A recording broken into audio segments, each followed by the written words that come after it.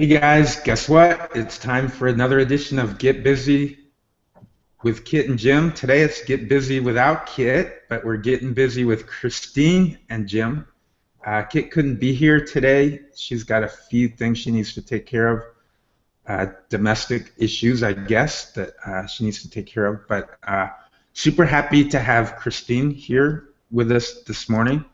Good morning, Christine. How's it going?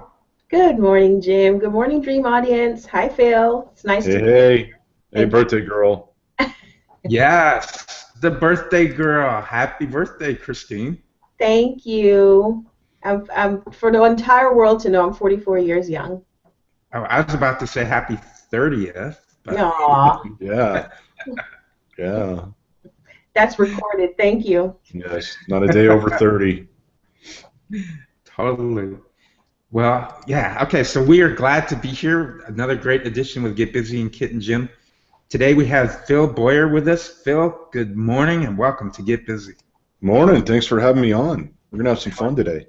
Yeah, we are going to have some fun, totally, totally. So thank you for coming. Thank you for joining us. We're going to have an awesome show. I want to kick off the show. I want to hit you hard a little bit. So, right? Let's just start. Let's just go. Let's just jump into Dive it. right in. Dive right in. So I hear that you have an opinion on social media gurus and influencers. So let's just start right off the bat Start with off that. strong. All right. I really hate the concept of influencers because I don't believe that anybody is any more influential than anybody else. We all have our skills and our traits. Some may do a better job on getting that out there to others, but I believe that we all have something to offer, and to put certain people on pedestals and put them up there like these people are the best, I think that's nonsense. And I think that, and quite frankly, I believe their advice and what they say is a load of crap, honestly, because they're all about, you got to do it my way or it's the highway, and if you don't do it this way, it's wrong. And it's that one size fits all advice that I think is really hurting a lot of entrepreneurs. As far as social media gurus go, I don't think there is such a thing as a social media guru. I think, again, we all are our own social media guru. We have to understand our business on a very deep level so we can understand how we can market and how we can reach our audience. Nobody can do that for us. We can learn how to use certain tools. There are certain things like, okay, on Google Plus, the banner on your profile is X size, same with Twitter. Those are things we can learn, sure. Those things change from time to time. How to operate a Hangout, how to do video, how to do this and that. On a technical end, sure, but on a conceptual end, and you have to do X posts a day, otherwise people will forget about you. I think that's a load of nonsense. So, yeah, I tend to agree. I think there's maybe a difference between a self-proclaimed influencer and somebody maybe who becomes an influencer kind of organically, and they're giving tips that are kind of useful. Because I mean, like I love what you said, that in some sense we're all influencers. You know, especially those of us who are putting ourselves in front of people, you know, on shows like Get Busy and a lot of the other people who do HOAs. I mean, we're putting ourselves out there and we're trying to do our best, right, to give people useful information. So Mm-hmm. I love what you said, is that we can all be influencers in our own way, right?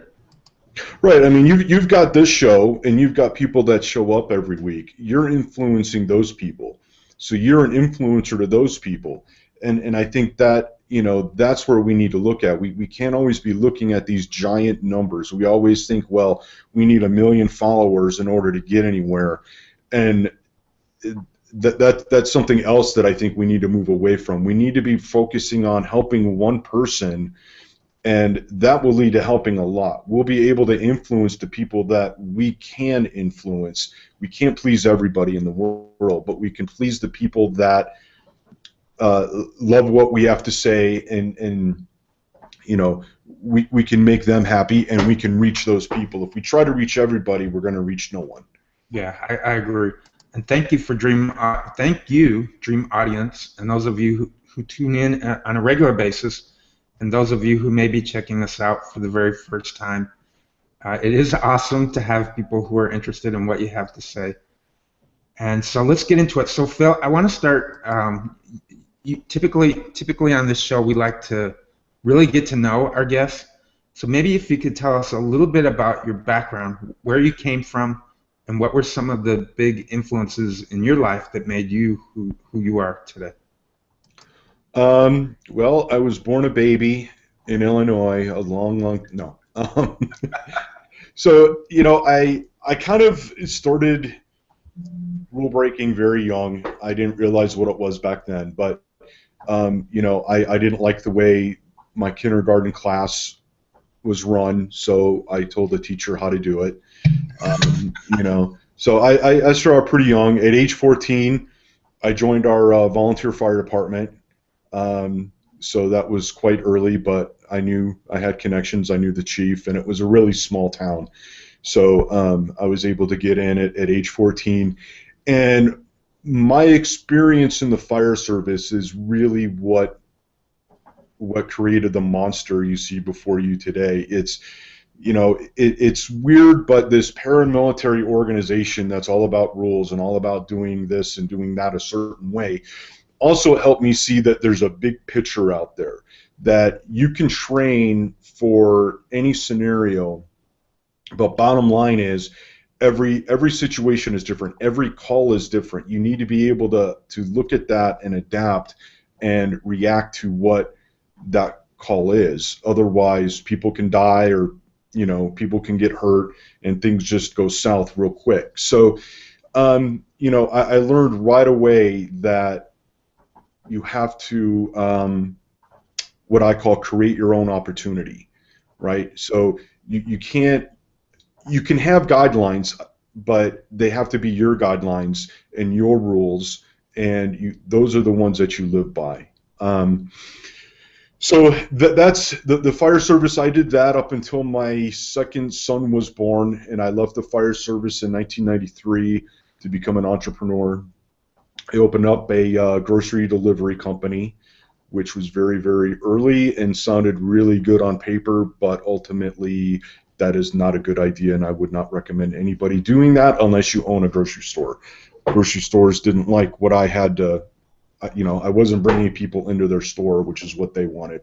So that failed, and I did a few other things here and there, and which finally led to in '94, when the web started hitting it big, I opened up a hosting and web design company, and I did that for a few years.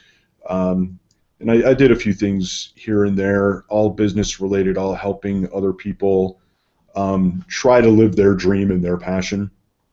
And then what year was that? 2010. I had written a book for my clients as a kind of a thank you and a little bit of get going. It was kind of about how to use social media and that sort of thing. And my wife was at the time really starting to begin her writing career. So I started looking at Amazon to self-publish, and I'm like, okay, well, I'll throw this book up there as a test. We'll see how it goes, just to test the platform out. And that book ended up selling quite well and still sells today. Oddly enough, that first book outsells my current book. Go figure that out. But there we go. So that kind of led to writing books and that sort of thing. And so, yeah, I think that pretty much brings us to current. Yeah, and I'm getting ready to launch a new company that helps take marketing and bring it to a more creative level instead of doing all the boring stuff that everybody does. Kick it up a few notches and make it exciting and extraordinary and that sort of thing. So. Well, okay, a couple of things. I love that you were breaking rules already in kindergarten. And you had the cojones enough to tell your kindergarten teacher like how to run the class. Yeah. who is this precocious child? Yeah. So that's awesome. And then I love, tell me a little bit about the transition between, or tell us a little bit about the transition between your work as an EMT and then going into entrepreneur, and what was that? Was it a little scary? Like, what was going through your mind? What possessed you, to leave a fairly secure job and dive into the world of complete insecurity as an entrepreneur? At the time, the fire service, the department I was working for was making some bad decisions on their hires. They were hiring people based on college education, how many languages they could speak, and not based on their ability to be a fireman. And so there was an incident. We had a small brush fire in between a small golf course and an apartment building, and there was a small little fence that we had to jump over. So I jumped over, and I had my partner say, I said, give me the hose, and he handed it to me by the bail, which opened up and put 150 pounds of pressure water on me, sent me down the hill, and I'm like, okay, this is getting to be unsafe. These guys aren't making the right decisions. So at that point, I had started having this itch of being an entrepreneur, so I decided, okay, it's time to kind of transition away and move into something that I feel like I really want to do. I love the fire service. I've been gone now 20-some years. I still miss it. It's still part of my blood, but being an entrepreneur for me is what I was supposed to do. And I believe that the fire service was something I needed to do in order to have all my thoughts kind of come together and align themselves so I could actually see what I was supposed to see and use that experience for what I'm doing now. Yeah, that's great. As entrepreneurs, firefighting happens quite a bit, especially when you're dealing with clients and you have to fight some of their fires for them. Right. So let me jump into what are some of you? Well, yeah, you mentioned a couple of failures. What did going through those failures feel like for you, and what was maybe some of your best learnings? I think sometimes we get great learnings from success, but we also get really good learnings from failure, as long as we learn and adjust. So what were some of the learnings that you got from your early on failures, and what were some of the adjustments that you made as a result? The biggest thing I learned, especially from the grocery delivery business, was ideas are great, but they're only as good as their execution. Mm-hmm. And so something can sound really good on paper, something can sound really good, and you get into it and it's really awesome, but then it turns out that that's not really what you need to do, and you need to be able to see the bigger picture and understand when it's time to call it quits. And that's really one of the hardest things. As entrepreneurs, we look at our projects and our ventures as babies, and it's hard to give them up. And for me, the grocery delivery company was like, okay, this isn't working. There were a multitude of things that caused that to fail, mainly because the market wasn't ready for it.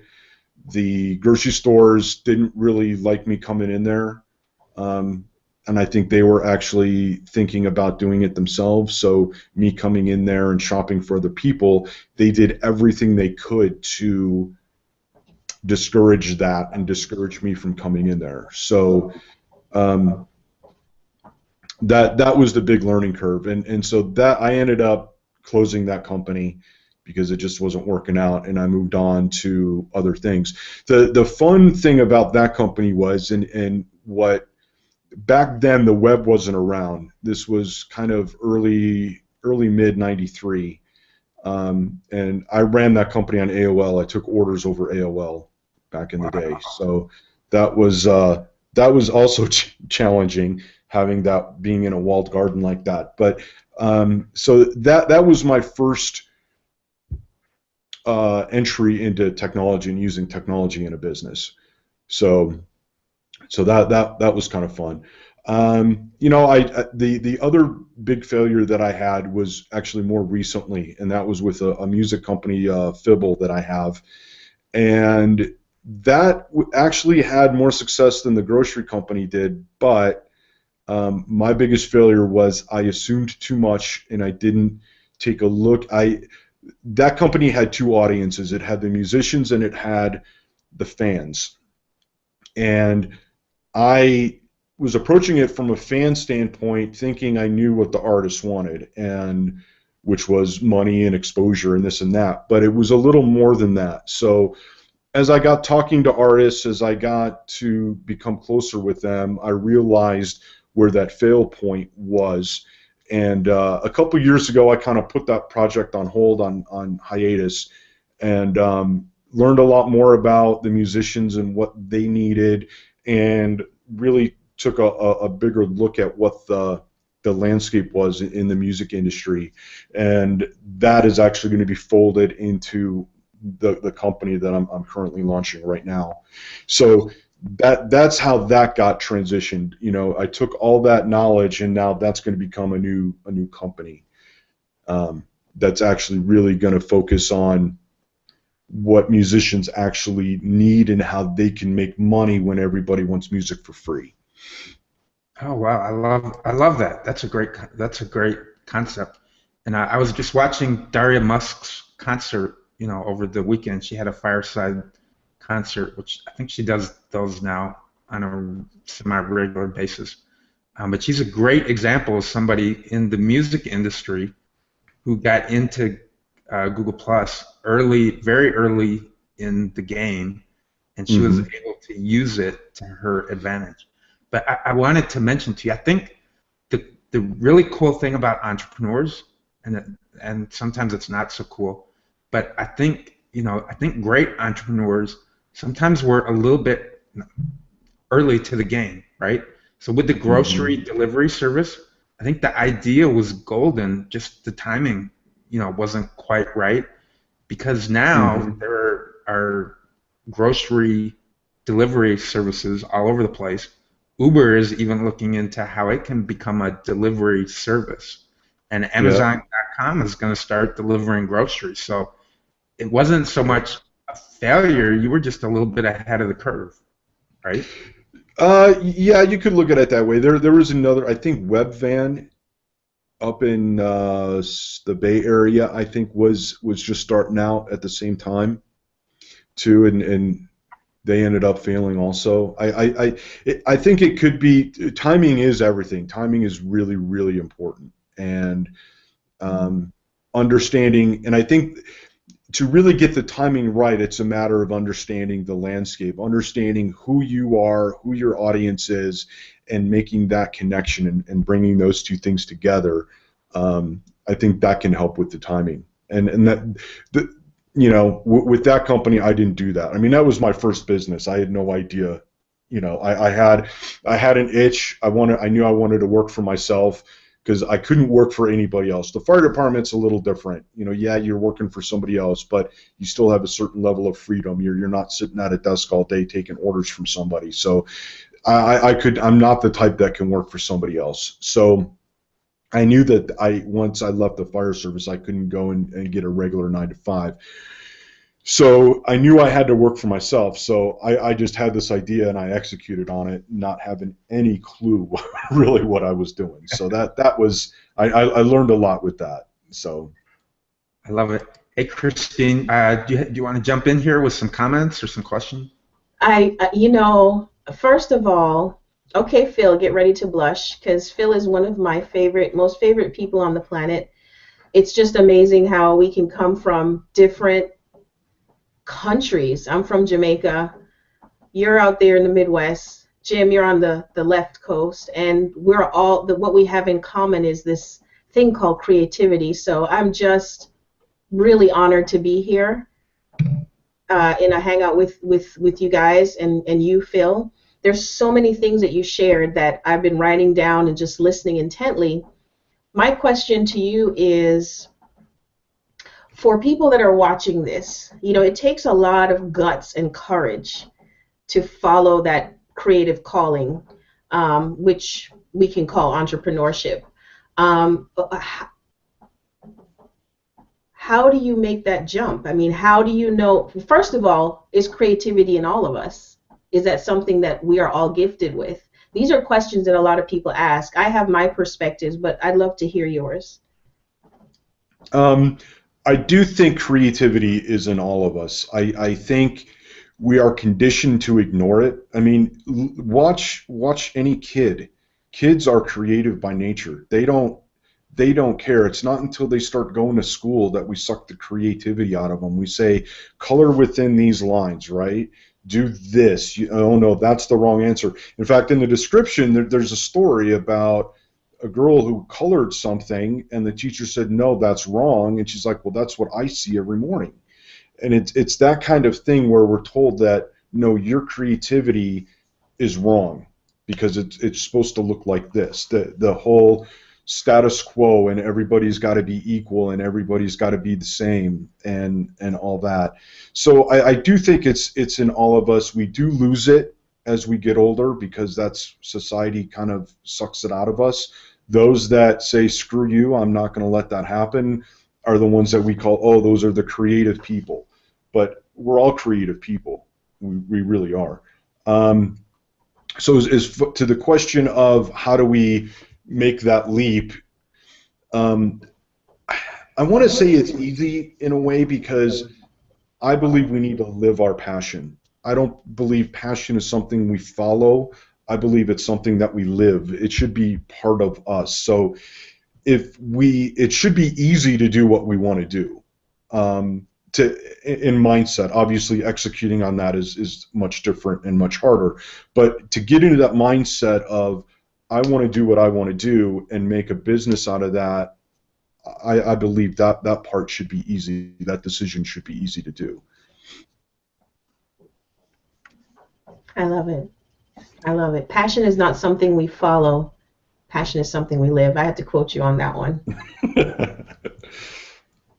Yeah, in my book, my most recent book, I take the first 2 chapters are about passion, and I say that, because passion is something that I think we put on a shelf and forget about, right? We go and we help someone else's passion, we live someone else's passion, getting that 9 to 5, and we do all this other stuff. We have our email that's filled with other people's agendas that we hang on to instead of, what's our agenda? What do we want to do? What's our dream? What's our passion?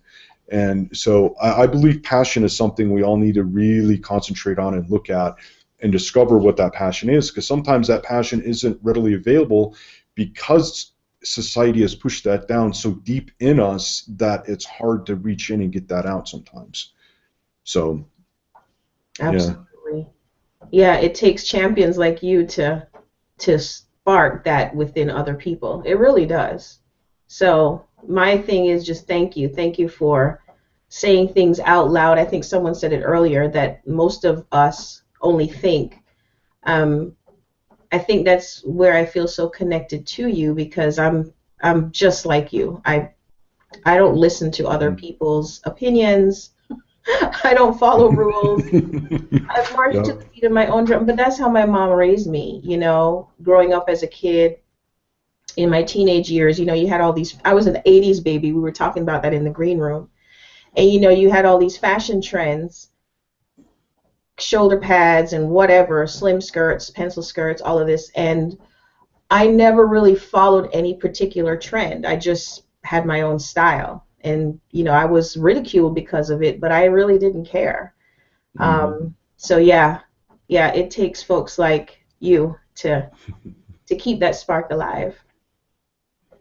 Well, thank you. Mm-hmm.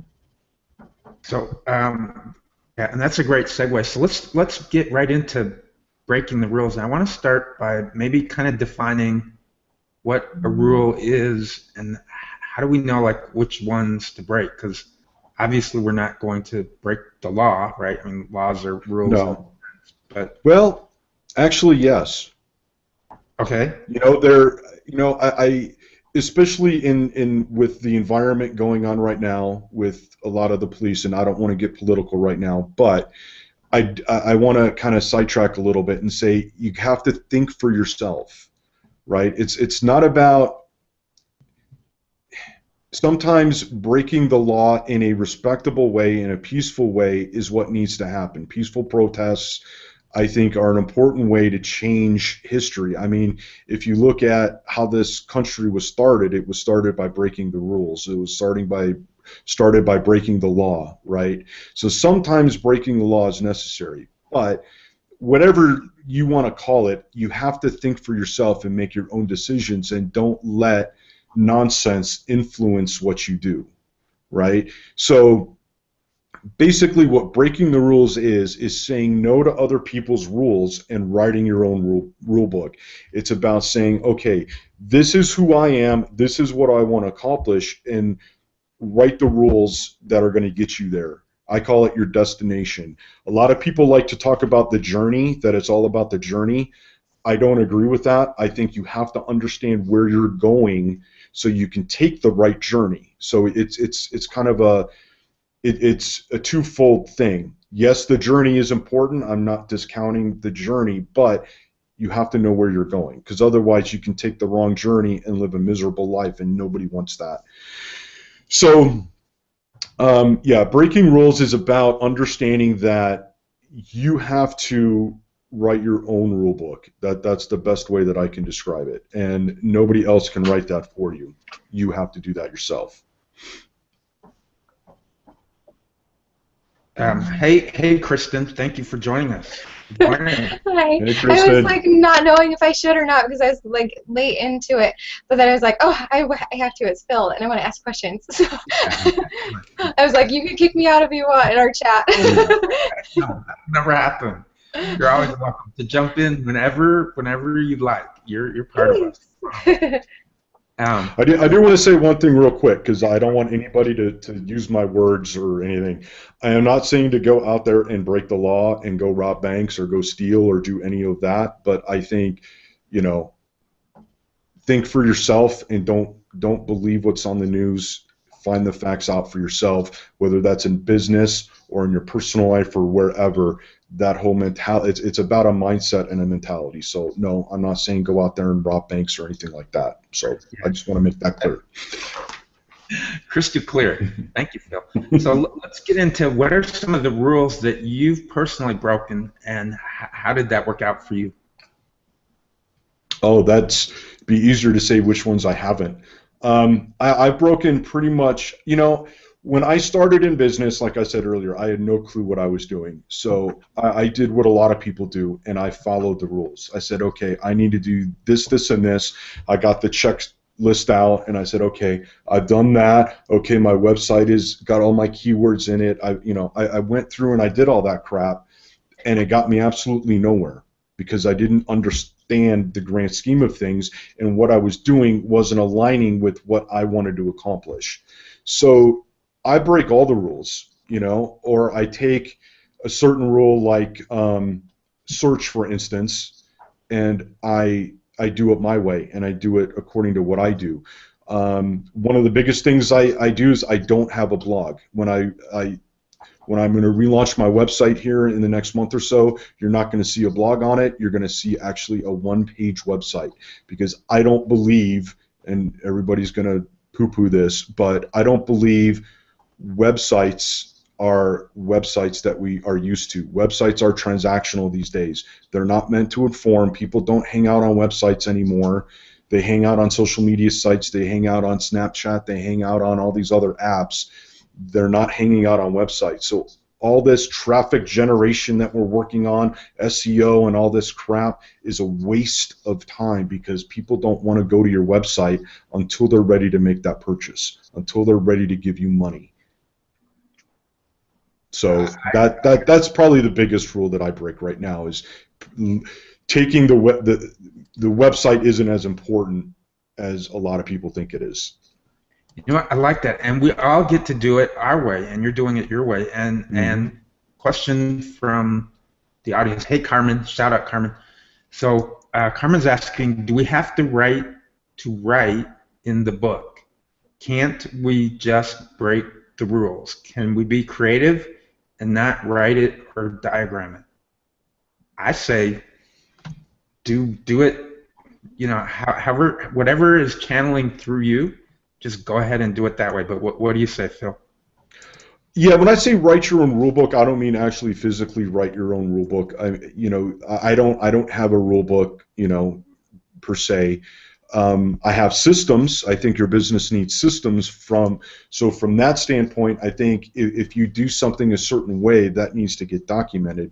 But as far as the mindset and conceptually of how you want to do things, no, I think that can be up here. But you need to have those. You need to understand what those principles are, both in here and in your heart, and understand what that is and live by that. But no, yeah, you don't have to have it written down. If you want, have at it. It's up to you how you want to do that. One of my rules for business that may or may not be great, but I think everyone should have a plan or at least a path, right? And it doesn't have to be a 50-page business plan. It needs to be whatever works for you. If you're great with pictures and video and you're an artist, diagram your business plan. Use your art. Use your strength to develop a plan that works for you and just keeps you on the right track and keeps you focused in the right direction. But if you want to break the business plan rule book, go for it. Just do whatever works for you that's going to take you to the next level, but also keep you on track and doing, focusing on the things that will take your business where you want it to go. Right? Right. I agree. You have to know where you're going, and how you get there, and how you stay on your path. How you want to do that. Write it down. Write a 50-page business plan. Write a 1-page summary, whatever it takes, so you understand where you're going. That's all you need. Now, again, if you're looking for funding or something like that, yeah, you got to play by those rules, unfortunately. But yeah, if you're just you and you're just financing it, bootstrapping yourself, yeah, you can do it however you want. I have this thing that I call an Indiepreneur Manifesto that I go by, and it's basically a 4 or 5 page little deal, a worksheet that I answer to make sure that I'm on track and that I have an understanding of what I want to achieve. That's how I do it.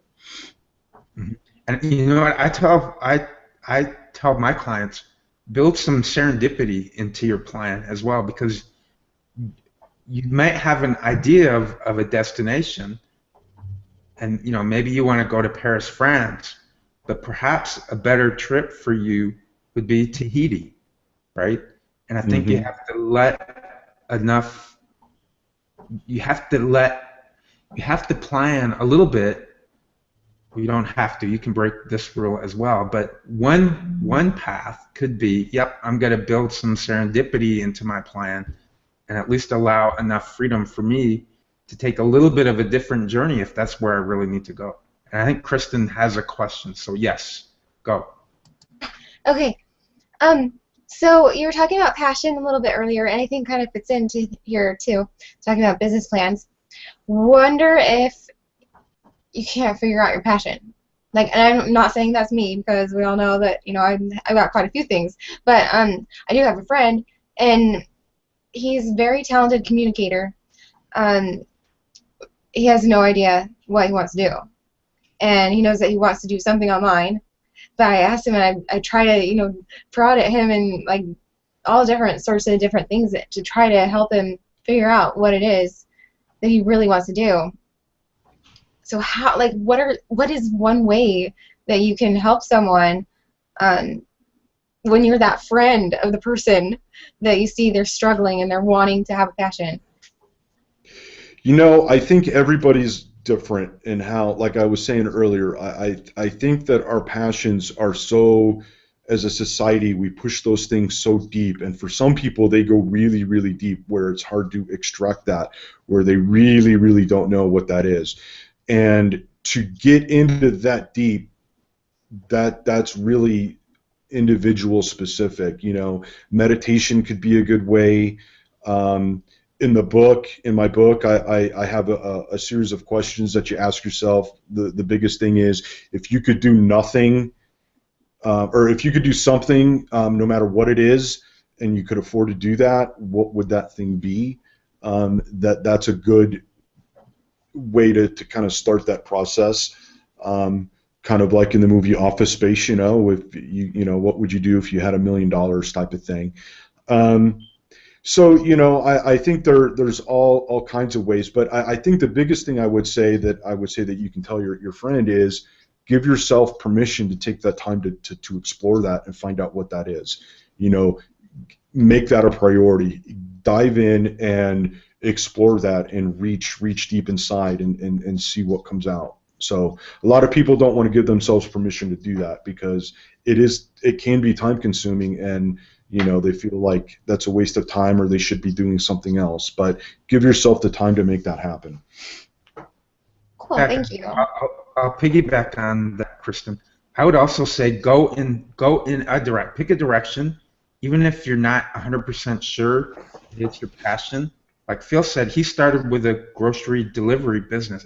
He went somewhere. It didn't turn out to be the right thing for him, but you know, we all like go in a direction, and oftentimes, you know, as an entrepreneur and as a business person, we pivot and we go in another direction. But just the kind of, you know, like Phil was alluding to, sometimes you have to journey somewhere to get to a destination. You have to go in a direction. You have to pick something.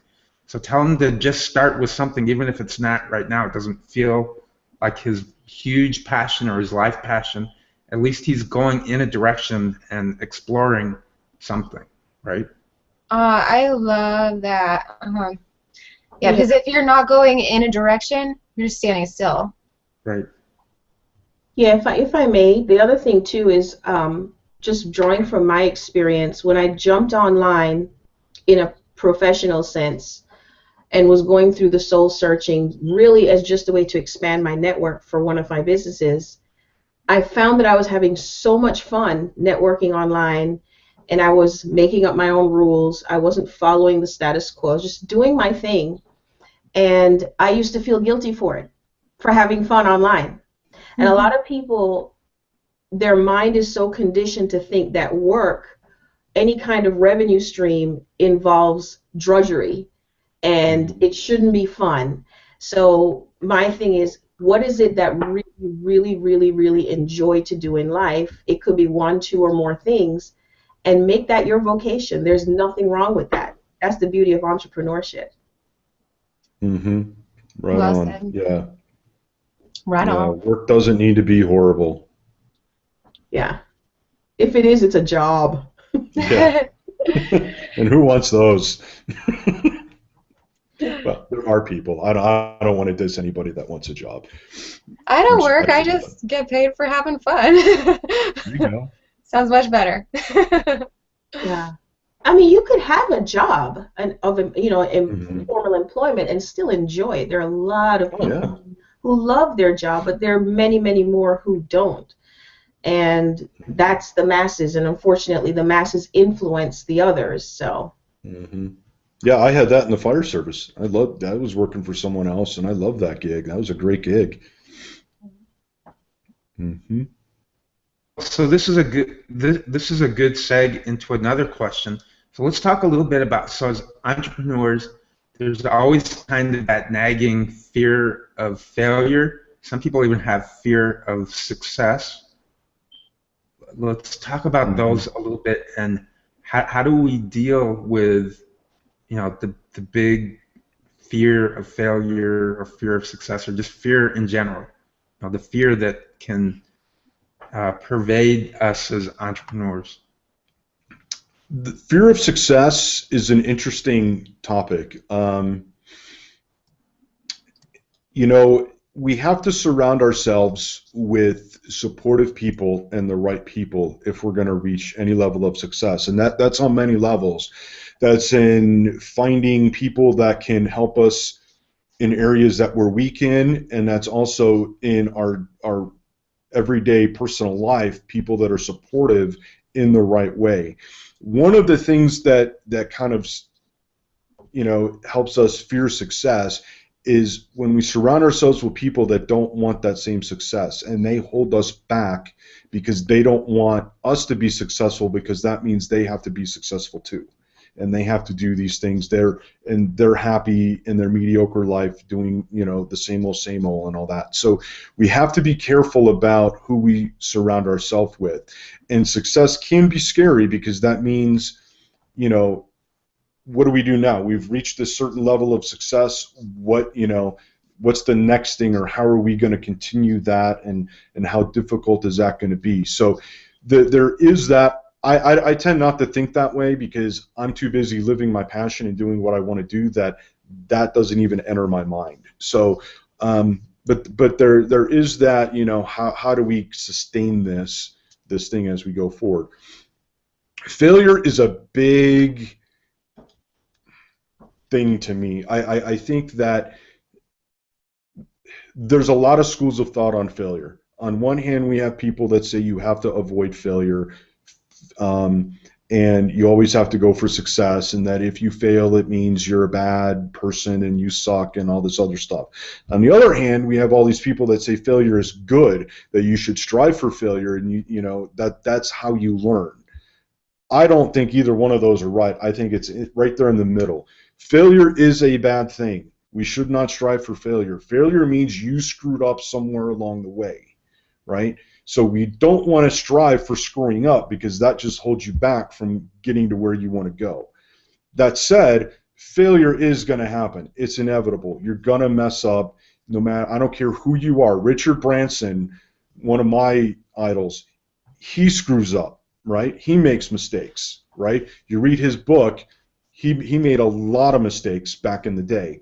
So it's how you react to those failures, and what you do with those failures that is key, and that makes the difference, and will decide whether or not you move past that to success, or you keep making those same mistakes over and over that cause those failures. You have to, when a failure point occurs, when something happens that didn't go as planned, you really need to stop, and you need to dive in and get a deep understanding of what happened, so you can correct it and you understand what caused that failure to happen, so then you can move forward and not have that failure again. You might make a new mistake and something else may happen, but you need to be able to have a deep understanding of what that failure is, how it happened, and what steps it took and what it takes to correct that. So that's my take on failure.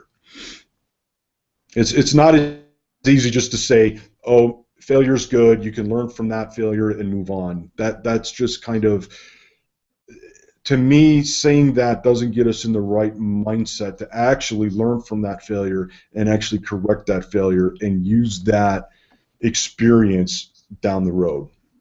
It really seems like that is a really good skill that parents do well if they teach their children how to give an activity their full attention, their full focus, and try to do the best they possibly can, and allow them to get it wrong without the parent jumping in and robbing them from that experience.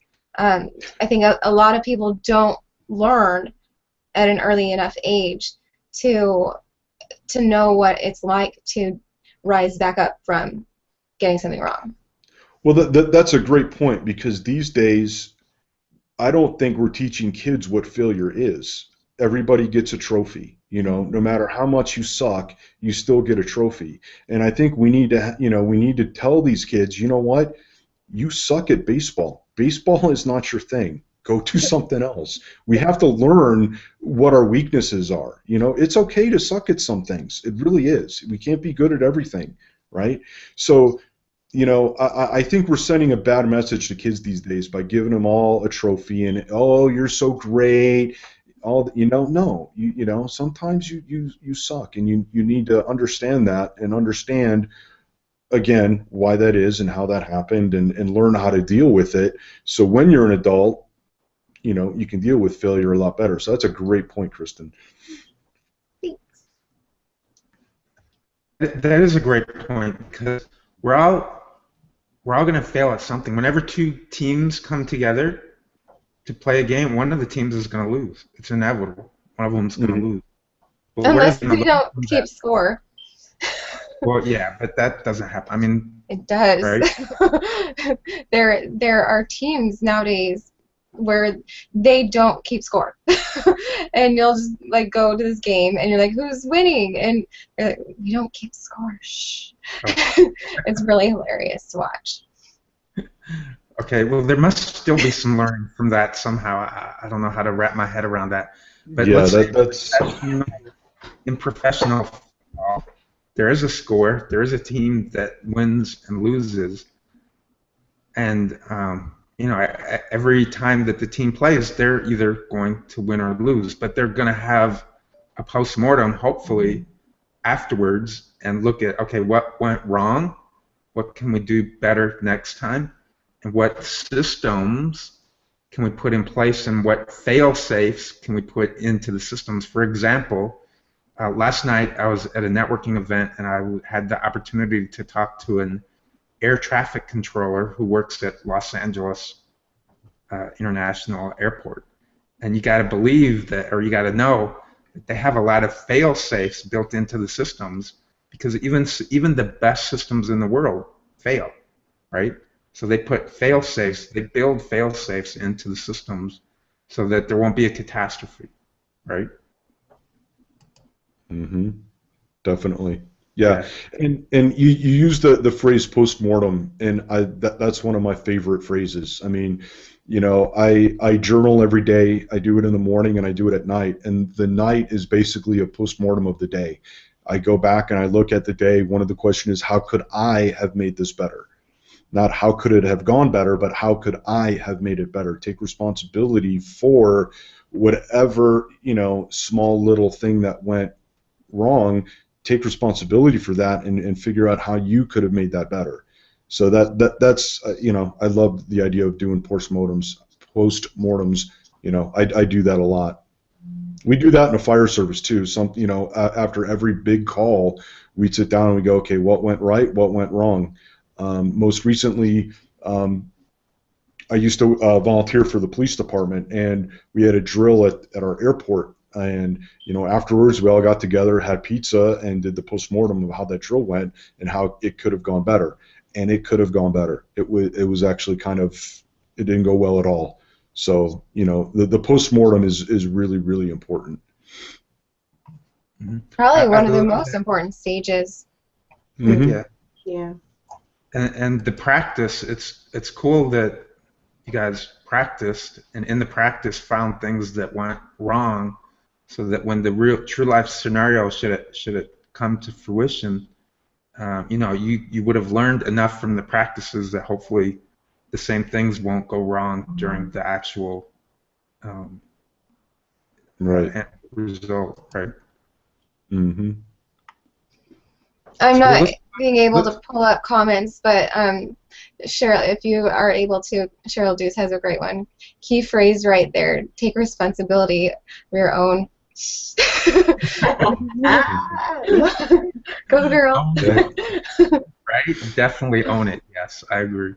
Mm-hmm. It's so freeing when you do that. When you can learn that you can actually take responsibility for something, and then you don't have to rely upon anyone else to do it for you, because you can actually make it better. It's been really empowering for me. Mm-hmm. Hey, so I wanna. Yes, Christine, go. Yes, I've been sitting here listening to everything. We're totally on the same page.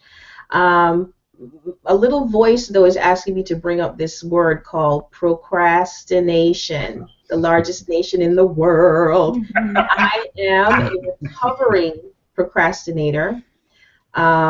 I now call myself a proactive lifestyler just so I won't even utter the word procrastinator.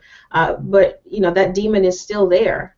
So what's your advice for entrepreneurs who mean well, who break rules, creative, all of the above? They have this green dragon, ugly dragon called procrastination. Yeah, that's the lizard brain, that evil thing that lives within all of us. There's a few things you can do. I think the biggest thing you can do, and a lot of people may be surprised at this, but the biggest thing you can do is diet.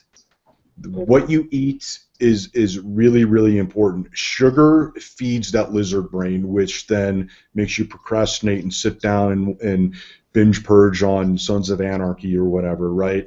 That sugar is, in my opinion, okay, sugar should be illegal. It should be outlawed. It should be, in the same thing as cocaine and all that, right? We need to make weed legal and outlaw sugar because it is very damaging to the brain.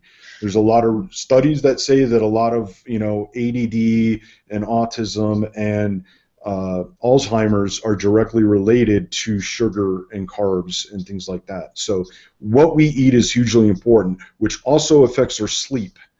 So when you're tired, you don't want to do anything, right? It sucks that all you want to do is sit around in your underwear and watch TV, right? Or read a book or whatever. You don't want to do what you're actually supposed to do. So if you eat right, that'll help you sleep better and get the amount of sleep you need.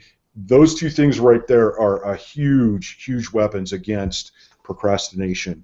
The other thing is sometimes you just need to say, I'm going to do this, and just start doing it. Just dive in, and then your brain kind of resets, and then you get into that mode, and then you can go and kick some ass. But those would be the three things that I would suggest as a way to combat the lizard brain and procrastination.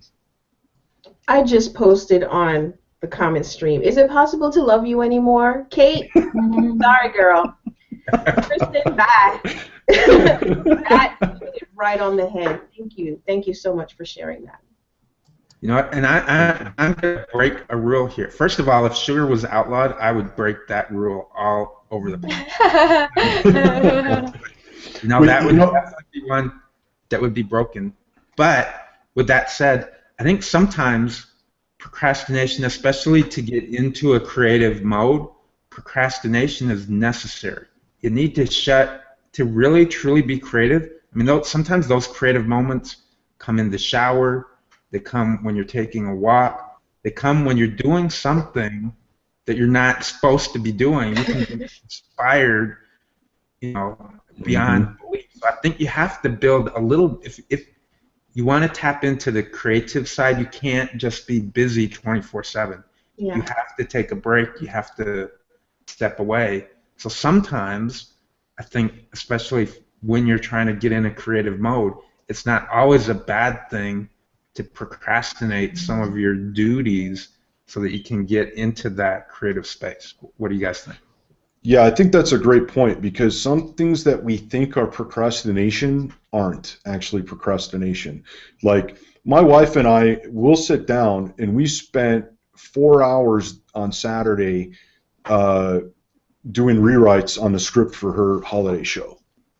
And some people may be like, what? You spent 4 hours doing that? And yeah, we did. And we weren't procrastinating getting out there and filming it, but we were making sure that what we were doing was what we needed to do and how that story needed to play out. And so, we have to give ourselves permission to take that time to do X, whatever that is, whether that's stopping and going, okay, what is it I'm doing here? Am I on the right path? Am I doing what I'm supposed to be doing? And giving yourself time to do that. Some people may look at that as procrastination. I don't. I think that's, sometimes we just need to stop and reflect and go, okay, where am I and where am I going? Am I on the right path? Is this right? So. Yeah, I have to respond to that, to both you and Jim. There's a big difference between investing time to do things that will move you forward in your path, even if it's not the literal action that you're focused on, like taking a walk or shower or whatever the case is. That's different. Procrastination, coming from a recovering procrastinator, for me is when you're not doing what you know you're supposed to be doing.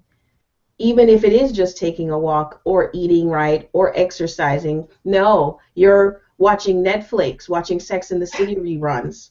You know, there's a part in your brain that fights the lizard brain that says, you know, you're supposed to be doing X, Y, Z. That's what I define as procrastination. Whatever X, Y, Z is, it should move you towards your purpose and your goal. Right. I think like the defining difference is the awareness. When you have an awareness that you should be doing something else, you want to be doing something else, but you want to do this other thing more. Like watch Sex and the City. Right. Yep. Yeah, very good point. Comment from Carmen. She keeps a pad and paper and pen on the nightstand, on the night table, because her best ideas come to her in her sleep when the brain is relaxed. We need time to let the pieces fall in the right places, right? Yep, well said. Thank you, Carmen. So we're getting, believe it or not, wow, this hour has flown by, like just bam, and it was over. So we're actually coming to the end of the show. So I want to know, everybody, I'll start with you, Kristin, then Kristin, then Phil. What are your closing thoughts and maybe some big takeaways for you from today's show? You're starting with me? Yeah. First, thank you, Jim and Kit. I know you'll be watching the replay, for having me on the show today. Phil, you know I'm your #1 fan. My takeaway from today is the dietary piece. This is something that I know. Sugar is an addiction, though. And today's my birthday, so last night my husband brings me what? Kit Kat and Hershey's Kisses. And so, yes, I indulge, but then you feel like crap afterwards. So bring that and keeping that into my awareness helps. So thanks, Phil, for that. And my parting words are, it's a selfie quote. I love this quote. It's entrepreneurship it gives us the ability to fully express our God-given creativity. Deep, I love that. We'll have to hashtag and quote that for sure. Kristin. Okay. I would say happy birthday. Woo! And thank you, Phil, for being on here and speaking to our dream audience and speaking to us. Collaboration is always the best way to get anywhere, I think. And I want to close with Carmen's quote, or I'm quoting her. We learn from our mistakes, but it should not be perceived as a failure. There's a whole bunch of stuff out there about Google Plus and Google with all of everything that is coming up with Ifat Cohen's hangout with Kristin, and the thing that seems to be a running theme is that Google Plus has failed because it hasn't met these expectations, and there's some of us that are just like, no, it hasn't. You know, it doesn't matter if we're not the biggest. It doesn't matter if we're, because we're still the best. We're not a failure because we didn't live up to someone else's expectations. If we are feeling like we're moving forward, then let's bring everyone with us that wants to come on our journey. Wow, yeah, I love that. And totally, Google Plus is not a failure at all. Phil. Well, thanks a lot for having me on here. This was a blast. I'm kind of sad that Kit couldn't be here. Big shout out to Kit. Hey. But yeah, I think, my thing I'd like to leave everybody with is to give yourself permission to be awesome. Just go do that. Whatever that means to you, go make it happen. It doesn't matter what anybody else thinks. For some people, Google Plus is a huge failure because they didn't use it they didn't put what they should have into it to get something back out. So for some it is a failure, for others it's not. It's all in what you get out of it and what your goals are. And so it doesn't matter what other people think. That's a great point that Kristin made. Go out there and make stuff happen, and doesn't matter what anybody else thinks, just go and live your passion. Awesome. Great. Wow, guys, that was great. That was tremendous. Another great show. Like I said, it went by in a flash. Before I knew it, the time said 9 o'clock. So anyways, thank you, everybody. Thank you, Dream Audience. Thank you for all of the engagement out there in the comment stream. It was super. And we'll see you next week. My lizard brain has totally forgotten who's going to be on the show next week, but it'll be awesome, I guarantee. Do we have Dustin? Is that next week? I think. I think so. Yeah. Yes. Thank you, Kristin, for staying on top of it. Yes. So next week we have Dustin Stout, Jason T. Weiser, and maybe even Nick Cardell are going to come on. They're going to tell us about a brand new WordPress plugin that's freaking amazing. It's great for sharing. It's really, really cool. I've played around with it a little bit, and yeah, they're going to be on our show, and they're going to be talking to us about their new collaboration and their really cool tool that's useful for everyone who does blog, for those of us who do blog. So yeah, thank you, Kristin. And have a great week, everybody. Thank you for joining us, and we'll see you next time, and get busy. Thank you.